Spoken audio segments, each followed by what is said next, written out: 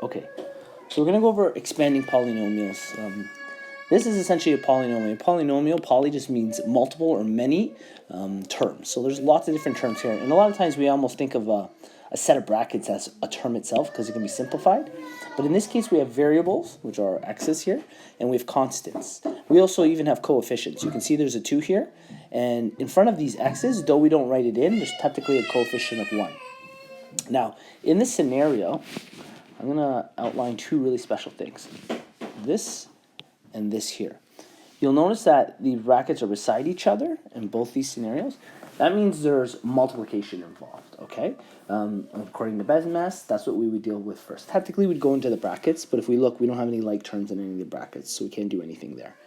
So now we're going to deal with multiplication. We'll deal with this subtraction after, and I'll talk about how it actually plays into what we're doing. Excuse me. But let's very much focus on the first two brackets.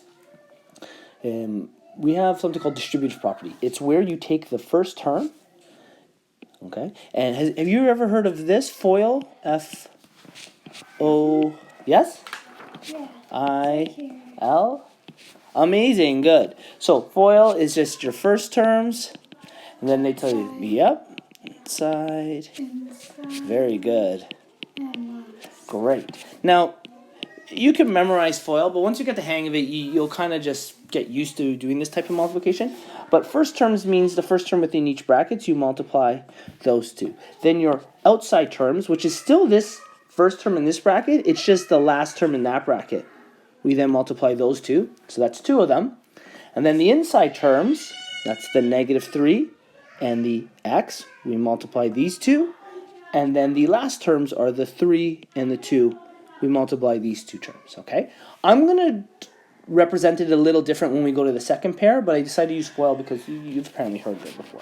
So, x, the very first one I did red, right? So x times x is going to give us x squared, okay? Then we have outside terms. X times +2 is plus 2x, okay? Inside terms is -3 times x gives us -3x. And the last terms, -3 times +2 gives us -6. All of this stuff I'm going to write on black on the right. We're not going to do anything with it right now, okay? We're just going to focus on the beginning, okay? I'm going to look for like terms here. And in fact, I do have a pair of like terms. This 2x and this -3x. They both have an x to the power of 1, even though I didn't write it in. This is to the power of 2. There's nothing like it right now. And that 6 is a constant. So I'm going to combine these two. That's how part of our simplification. X squared. So -x. Very good. -x and -6. Great. So we've kind of expanded the first set. Now for the second set. Can I try? Yes, please. That'd be great. Go ahead. What would I do? So it becomes 3, or wait. 3x squared? So we multiply them. We're going to multiply multiply it. the coefficients first. Just 2x squared? Yes, that's right. And before we even do that, I want to talk about one quick thing. I'm going to leave them, our answers from this, in a set of brackets. That negative is going to come straight down. It's going to become important. So 2x squared, perfect. Right in red. But that's not a negative, that's an equal sign, isn't it? No, this is a negative sign. Oh, I thought that. Yeah, it's not an equal sign. No, I'll show you how that plays into it after. So we did 2x squared. What would be next?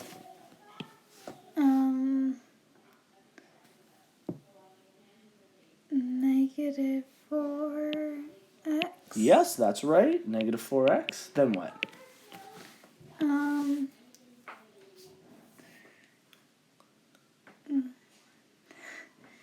Sorry. That's okay. 2x. Yeah, we multiply these two values and we get positive or negative? Positive. Yeah, positive 2x. And -4. Very good. -4. Excellent. The one thing I want to talk about, instead of doing FOIL, another way I could have described this, and it's going to look like a lot of lines. I'm going to take the first term and just multiply it by 1, 2. And I'm going to take the second term and multiply by 1, 2. Exact same idea as FOIL. Okay? Just make sure you take both terms and multiply it by both the other terms. Do we have like terms now in our set of brackets? Yes. What are they? 4x, negative 4x, and 2x. Yes, and what would they become once we simplify them? Negative 2x. Very good. So this becomes a negative 2x. This pencil's dying, I think. It's x minus 6 minus bracket 2x squared. That's minus 2x minus 4. It's kind of spread out. I'm going to shrink this a bit, give us some space. Now, this is what's important. This is a negative. Okay, think of it as if there's a negative 1 outside this bracket. Oh, then you distribute that. Yeah, it's got to go to all of these. So everything just becomes the opposite of what it Very actually is. good. So what would our 2x squared now become? Negative 2x squared. Yeah, negative 2x squared, and then Positive. yeah, 2x. yeah, and then Positive 4. great. Now do we have like terms? I bet you we got a bunch. These two. Yeah, so x squared. And those. Very good. You pointed. I'm going to say them out loud. X squared and negative 2x squared. Negative x and positive 2x. Negative 6 and positive 4. This is great. I'm going to combine them in their colors, okay? What is x squared minus 2x squared going to be?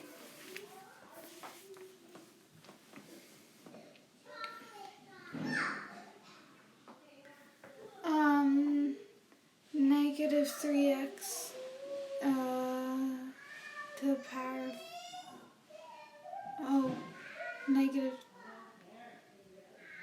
3x. You're close.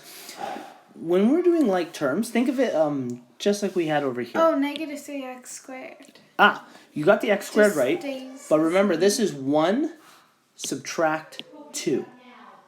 That's how we're going to think of this. You know what might be easier? I'm going to rearrange these. Sometimes rearranging them gives us a little more clarity about what we're doing. Oh, So- I put a negative in front Yeah, of that one. yeah, that's one, okay. but- That's okay, don't worry. I'm going to rearrange them just for the sake of what we're doing. It'll help us also. And I'm going to color code the like terms here. Okay. I know the yellow's a little hard to see. What do we now get?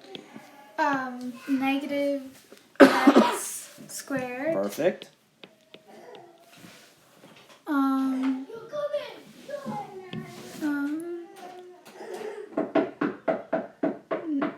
X, just x. Yep.